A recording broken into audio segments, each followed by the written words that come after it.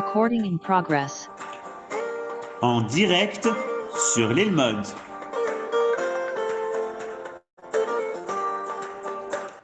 Shalom à toutes et à tous, on est très contents. On se retrouve comme chaque semaine avec le Rav Yehuda Ben Ishai de la communauté de Emouna Shlema. Parashat Yitro. Bien évidemment, vous pouvez comme chaque semaine dédier ce cours, comme ça a été fait cette semaine. Et on va parler aujourd'hui des 3 Shabbatot. Bechavod Harav. Shalom, shalom, bienvenue à tous et à toutes, Shabbat shalom. Et alors effectivement, ce cours, il est consacré à la mémoire de Chaim Tzion ben Moshe Berebi, Zichrono Livracha, par sa fille Esther bat Johanna. Nous avons complété cette dédication que nous devions faire déjà. Alors, Parashat Yitro, évidemment, nous fait rencontrer les 10 paroles, appelées les 10 commandements, et on va lire la Parashat Shabbat, et on va parler du Shabbat. On va parler de Shabbat, qui est au centre des 10 paroles. Zachor et Yom HaShabbat lekadesho. Zachor et Yom HaShabbat lekadesho. Les enfants d'Israël entendent de façon claire que Akadosh Baruch Hu attend que dans le monde, il y ait une nation qui s'attache à cette valeur qui s'appelle le Shabbat. Le Shabbat est une valeur et on va aujourd'hui essayer de comprendre quelle est la valeur du Shabbat. Pourquoi dans la tradition juive et dans la tradition mondiale, on sait que le Shabbat est un des 3 piliers de la civilisation, culture juive. D'où ça vient? Qu'est-ce que le Shabbat amène dans ce qu'il occupe dans notre vie, bien au-delà, évidemment, d'un jour de repos. Il s'agit de quelque chose qui va beaucoup plus loin que ça. Pour le comprendre, nous allons d'abord remarquer que les prières que nous faisons Shabbat, contrairement au jour de la semaine, quand pendant la semaine nous prions, nous faisons ce qui s'appelle la prière de la Hamida, du Shmoneh Esrei. La prière qui est dite le soir à Arvit, le matin à Shacharit, l'après-midi à Mincha, et ainsi de suite, est exactement la même Hamida. C'est exactement la même prière de Shmoneh Esrei. Et voilà que quand on arrive au Shabbat, on a la surprise de constater que ce qui va être dit dans la Hamida le vendredi soir, ce soir, est différent de ce qui va être dit demain dans la Hamida, à Shacharit, et dans ce qui va être dit l'après-midi à Mincha. Nos sages ont rédigé 3 prières différentes dans leur contenu. Ce n'est pas la même prière. C'est l'occasion d'y faire attention lorsque vous allez au Beth Knesset ou que vous allez lire votre prière. Alors faites attention, remarquez cela. Il y a évidemment la fin de la bracha, Mekadesh Shabbat, qui est la même. Mais le texte auparavant est un texte qui change. Alors on a un enseignement du Tour, Rabbi Yaakov ben Asher. Le Tour ramène que la raison de ces trois prières différentes est que elles font référence à trois Shabbatot. Quels sont ces trois Shabbatot? C'est le titre de notre cours. Il y a le Shabbat Bereshit, le Shabbat qui fait référence au 7e jour de la création où le Créateur a arrêté la création de ce qu'il avait entrepris pendant les 6 jours. Le deuxième Shabbat est le Shabbat que nous avons entendu au Sinaï. Zachor et Yom HaShabbat lekadesho. C'est le Shabbat de la Torah. Quand la Torah nous parle de la création et du 7e jour de la création, Vayichulu hashamayim ve'haaretz vechol tzevaam, elle nous fait part d'un état cosmologique où le 7e jour a servi à autre chose que à créer. Quand on arrive au Shabbat de notre paracha, de la paracha de Yitro, il s'agit d'un Shabbat qui est révélé par la Torah. La Torah nous parle maintenant d'un Shabbat qui est à appliquer. Zachor et Yom HaShabbat lekadesho. À appliquer par qui? Par Israël. Le Shabbat de la création est un temps qui a été défini a priori dans le cadre de la création ex nihilo. Le Shabbat que nous rencontrons dans la paracha de Yitro, dans les 10 paroles, est un Shabbat où quelque chose doit se révéler parmi les hommes. Il s'agit d'un Shabbat qui doit apparaître parmi l'histoire de l'homme, dans l'histoire de l'homme. Le peuple d'Israël a été choisi pour vivre le Shabbat, pour lui donner une expression, pour lui donner une vie. Et on va évidemment essayer de comprendre est-ce qu'il y a un lien entre les deux dimensions de ce Shabbat. On va maintenant, merci, voilà, merci à Aaron de nous présenter maintenant le texte du tour, comme c'est gentil.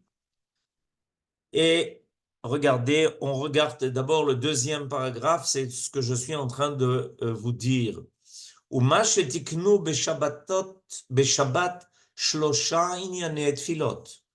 Et le fait que nos sages ont institué 3 éléments de prière. Ata kidashta, c'est vendredi soir, ce soir. La prière du Shmoneh Esrei. Yismach Moshe, c'est la prière de demain, Shacharit. Ata echad, c'est la prière de Mincha. Ubeyom tov, lo tiknu ela achat. Et nous dit le tout, remarquez que par contre, à Yom Tov, on a la même prière qui revient, exactement la même, aussi bien le soir que le matin que l'après-midi. La prière est Ata bechartanu. Comment se fait-il que nos sages ont trouvé nécessaire de distinguer les 3 prières du Shabbat? Il répond, Mipnei she'elu shalosh tefilot tikenum keneged shalosh Shabbatot. Parce que ces 3 prières ont été instituées par rapport vis-à-vis de 3 Shabbatot. Ata kidashta, la prière de ce soir, qui commence par Ata kidashta, est vis-à-vis du Shabbat de Bereshit, de la création, que Moshe mochiach mitocho. En effet, dans cette prière que nous allons dire ce soir, on va rappeler le récit de la création. Vayichulu hashamayim ve'haaretz. Yismach Moshe keneged Shabbat shel matan Torah. Et c'est pour ça que dans la prière de demain, on va rappeler dans la prière Moshe, puisque Moshe est celui par lequel on va recevoir la Torah. Delekule alma, beshabbat ninna Torah. Et plus que ça, non seulement on va entendre les 10 paroles où il est question du Shabbat, mais ces 10 paroles, on les a entendues Shabbat.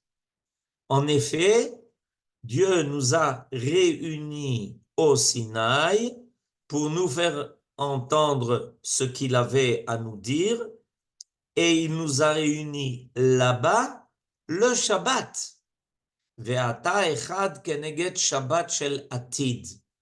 Et il y a finalement le troisième Shabbat, le Shabbat que nous rappelons à Mincha, et qui est le Shabbat qui nous attend, qui n'est pas encore là. Alors, je voudrais vous amener ici un enseignement du Sfat Emet très important à propos de notre paracha. Un enseignement du Sfat Emet précisément pour nous expliquer qu'est-ce que ces 3 dimensions du Shabbat viennent nous amener.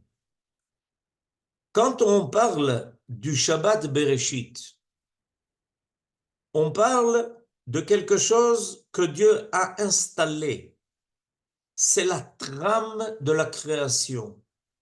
Dans la trame de la création, nous avons un temps, nous avons un rythme de 6 jours de création et un jour où il est autre chose, quelque chose d'autre apparaît, l'âme du Shabbat.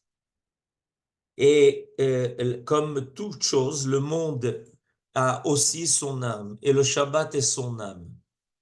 Mais c'est encore quelque chose qui est profondément caché dans le système de la création. Quand on arrive au Sinaï, Akadosh Baruch Hu commence à nous impliquer. Et c'est la grande différence. Le don de la Torah, avec ce que la Torah va nous enseigner, va nous impliquer dans le système de la création. Quand Dieu a créé, il est seul. Le monde est sous sa seule responsabilité. À partir du moment où Dieu, au Sinaï, nous réunit pour nous révéler sa science, pour nous parler, en fait, il crée à ce moment-là une responsabilité de notre part. Il nous associe à la création. Il y a quelque chose de majeur qui se passe ici dans l'histoire du monde. Jusqu'à présent, les hommes ont peut-être entendu parler du Shabbat. Probablement. Peut-être que le premier homme créé a transmis à sa descendance le secret de la création.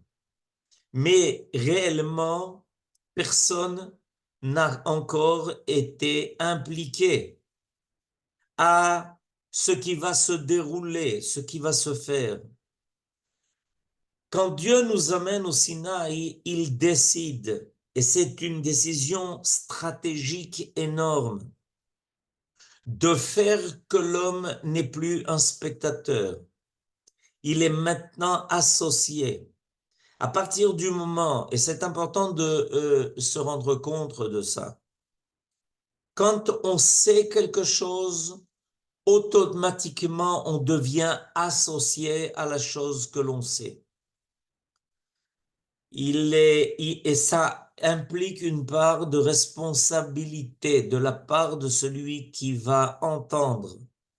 Si j'ai quelque chose à te dire et que tu es prêt à l'entendre, tu deviens associé à mon secret. Tu deviens associé pour m'aider aussi.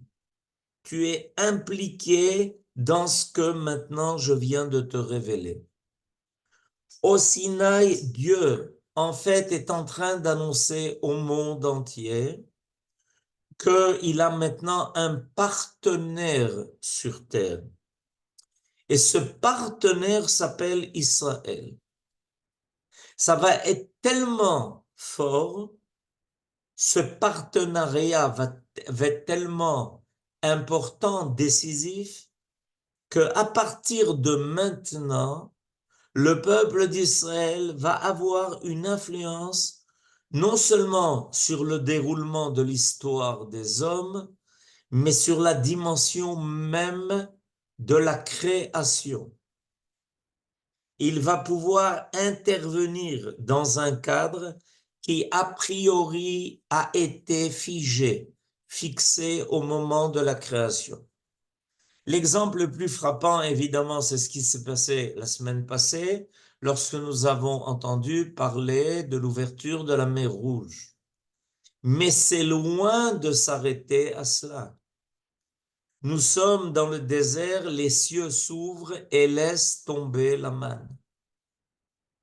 Moshe frappe ou parle au rocher et voilà que sort une source d'eau qui n'était pas auparavant visible, révélée.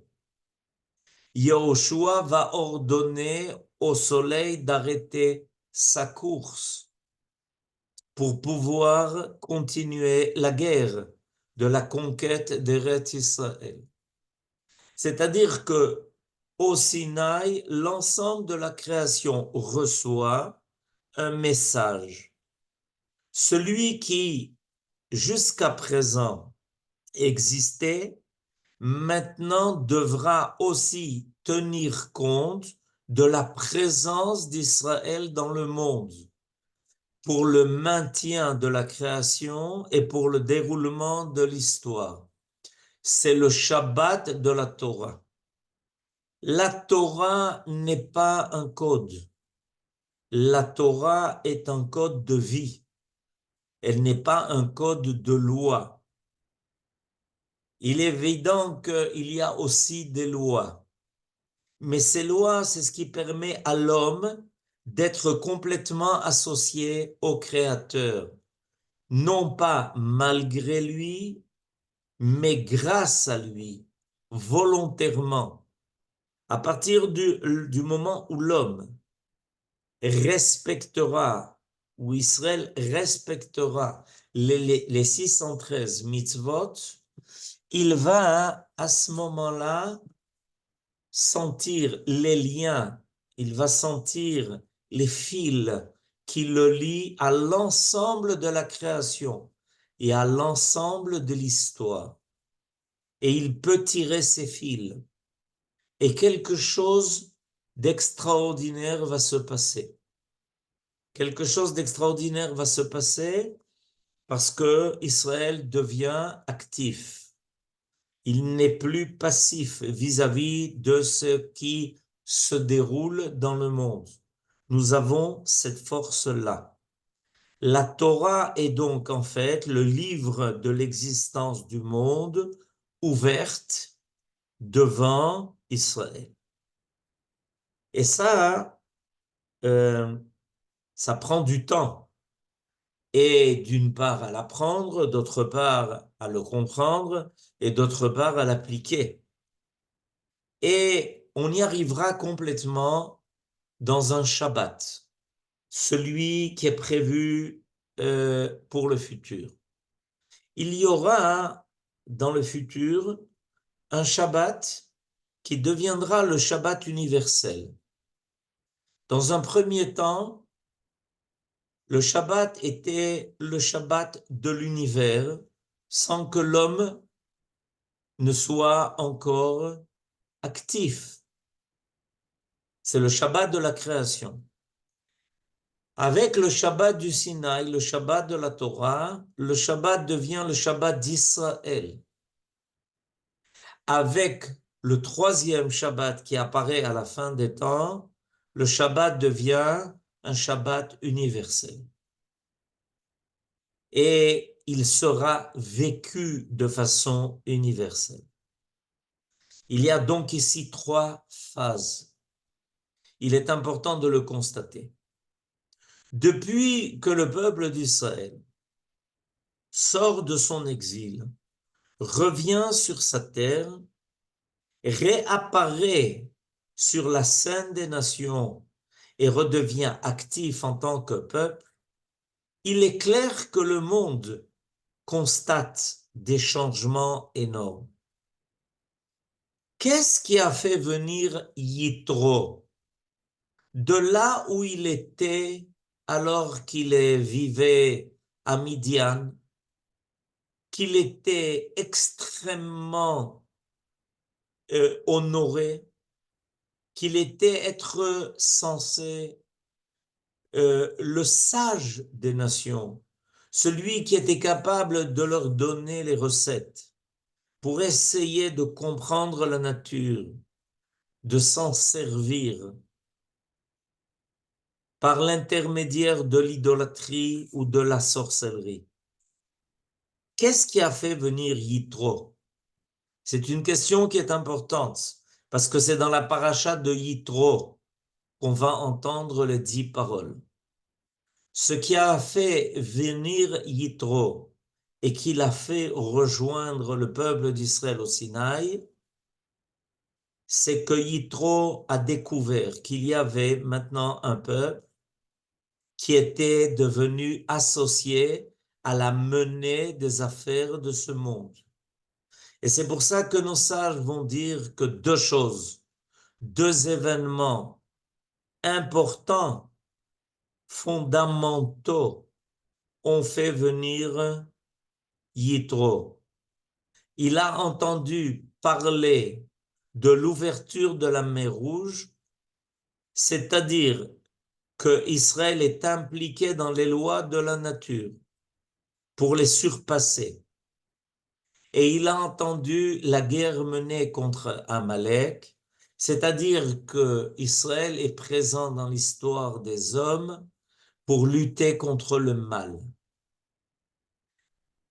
Yitro, qui connaissait les autres religions, les autres modes et méthodes de pensée, savait que ce que l'on proposait à l'homme, c'était un culte, c'est-à-dire en fait se soumettre aux lois révélées ou cachées, mais en aucun cas n'avoir la possibilité d'être associé, d'avoir une influence véritable sur le cours de la nature et le cours de l'histoire. Ce qui a profondément secoué Yitro, c'est qu'il a compris qu'avec le peuple d'Israël était présent maintenant dans le monde un peuple qui acceptait d'endosser la responsabilité de l'avenir du monde, d'être meilleur pour rendre le monde meilleur. Il s'agit de quelque chose de tout à fait différent. Les cultes religieux des autres nations sont là pour essayer de proposer à l'homme de réussir autant que possible, bien qu'il soit dominé par des forces qui sont aveugles, de lui assurer le salut, de lui assurer victoire, de lui assurer d'être le plus fort, mais en aucun cas d'être meilleur, pour rendre le monde meilleur. Le monde est ce qu'il est, et on va essayer de te proposer des méthodes pour essayer d'y vivre, sans rien y changer. Alors que le peuple d'Israël, avec le don de la Torah au Sinaï, et ça a déjà été prouvé par l'ouverture de la mer Rouge et la guerre menée contre Amalek, le peuple d'Israël maintenant est inséré complètement dans la démarche divine de la menée du monde. Et ça, Yitro a compris qu'il était maintenant bien inférieur à cela. Et que s'il voulait s'élever à quelque chose de vrai, il devait obligatoirement rejoindre le peuple d'Israël et sa vérité et sa Torah. Et ça fait venir Yitro. Et il a entendu cette révélation qui s'est faite au Sinaï.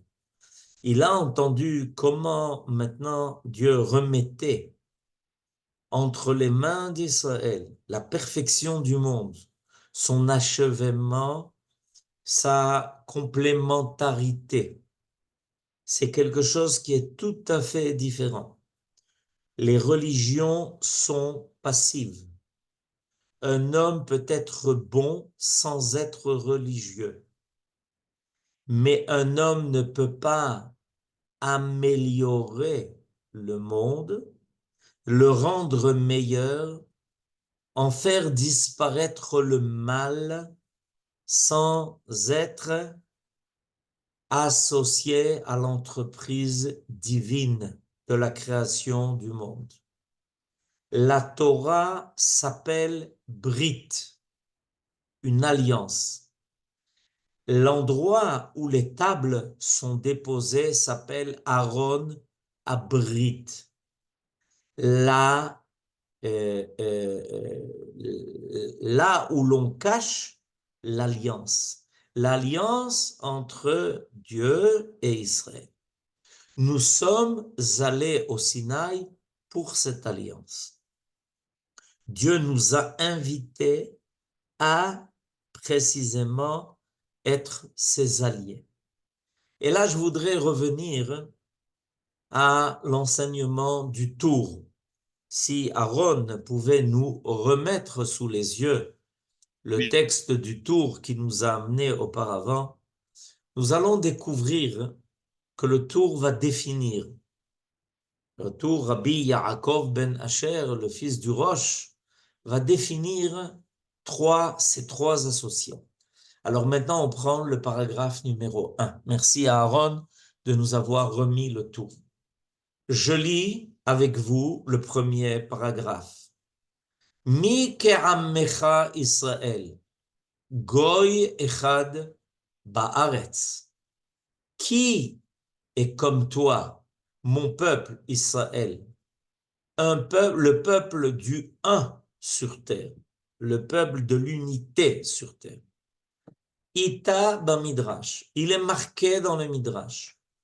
Shlosha meridin ze al ze. Il y a trois qui vont témoigner l'un sur l'autre, l'un de l'autre. Quels sont ces trois témoins? Akadosh Baruch Hu, Israël ve Shabbat. Akadosh Baruch Hu ve Israël meidin al Shabbat shehu yom menucha. Je traduis. Akadosh Baruch Hu et Israël témoignent que le Shabbat est un jour de menucha, de repos, d'harmonie. Akadosh Baruch Hu en le créant, Israël en l'appliquant. Donc Akadosh Baruch Hu et Israël sont associés pour faire révéler dans le monde et dans le temps du monde un jour qui est un jour d'harmonie, un jour qui est l'âme du monde, qui est Menucha, où il n'y a plus besoin de rajouter quoi que ce soit. Tout ce qui doit être est déjà là. Un monde complet, un monde total. Le monde de l'unité. Le monde où il n'y a plus de disputes, Il n'y a plus de concurrence. Il n'y a plus la loi du plus fort et la loi du plus faible. Figurez-vous qu'on a aussi inventé la loi du plus faible. Celui qui se targue d'être plus faible pour obtenir beaucoup plus que ce que a même le plus fort. C'est un yom de menucha. Tout est en place. Tout est vrai. Chaque chose a trouvé son cadre, sa place, son rôle à jouer. Personne ne peut remplir le rôle de l'autre. Donc, Akadosh Baruch Hu et Israël témoignent du Shabbat. Akadosh Baruch Hu au moment de la création, Israël au moment de la Torah du Sinaï. Israël ve Shabbat meidin al Akadosh Baruch Hu shehu echad. Israël et le Shabbat, eux, vont témoigner de Akadosh Baruch Hu qu'il est un. Israël, en arrêtant toute activité, toute création, toute melacha, toute tâche, révèle que c'est bien Dieu qui mène le monde et pas l'homme. Et le Shabbat permet à Israël de révéler cela, parce que le Shabbat amène sa bracha. N'aie aucune crainte de vivre le Shabbat. Rien n'y sera manquant. Moi, le Shabbat, j'ouvre la source de la bénédiction. Et toi, Israël, il te suffit d'être en bas, prêt à la recevoir. Comme les enfants d'Israël d'ailleurs l'ont reçu dans le désert, lorsque tout d'un coup, il s'est avéré que le vendredi, ils avaient reçu la même portion de manne que chaque jour, et pourtant elle était double. Elle leur permettait d'être complètement rassasiés. Et la troisième dimension, Akadosh Baruch Hu ve Shabbat, meidim al Israël. Akadosh Baruch Hu et le Shabbat vont témoigner que Israël, she'en yechidin ba'umot, personne ne leur ressemble. Eux aussi sont uniques. Akadosh Baruch Hu est un Dieu unique. Le Shabbat est un temps unique et Israël est unique parmi les nations.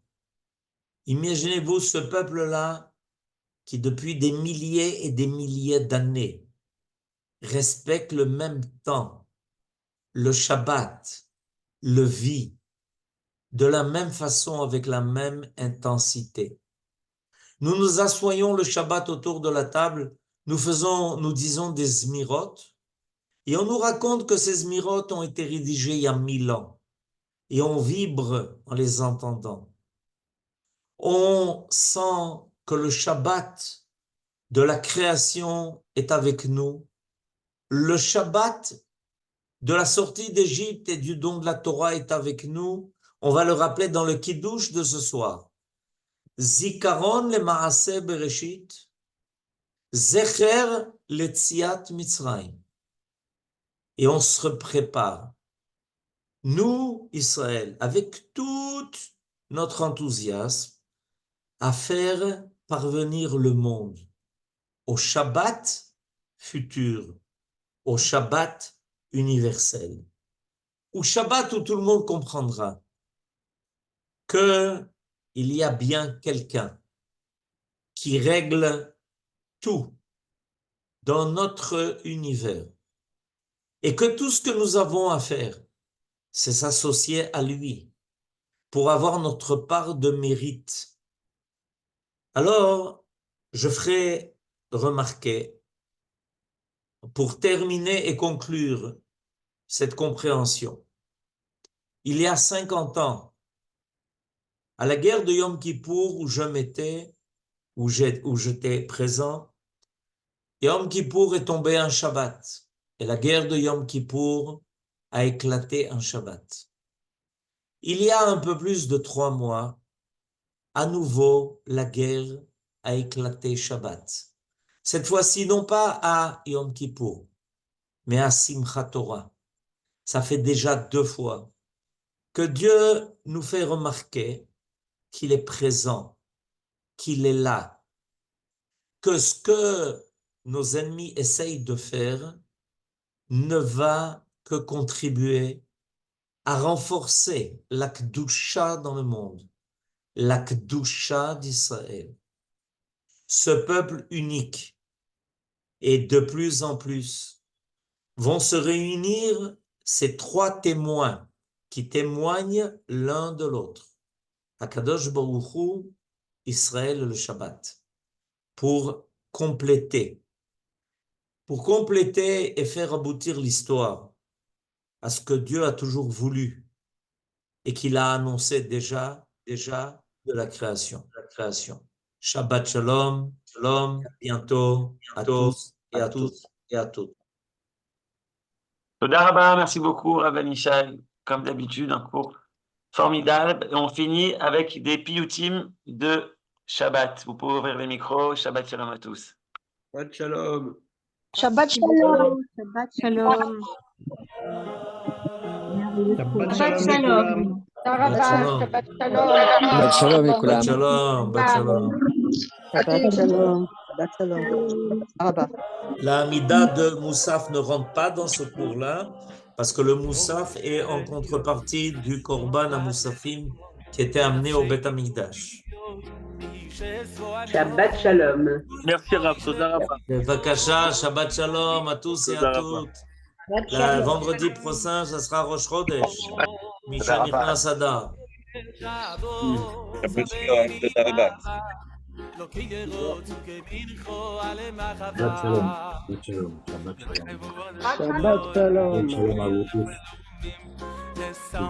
Shabbat Shalom, Shabbat Shalom à tous et à toutes. Shabbat Shalom. Shabbat Shalom, c'est un plaisir de préparer Shabbat avec vous. Merci, Toda Rabba. Shabbat Shalom, on prépare ensemble. Oui, c'est vrai, tout à fait. C'est un épice à rajouter aux recettes.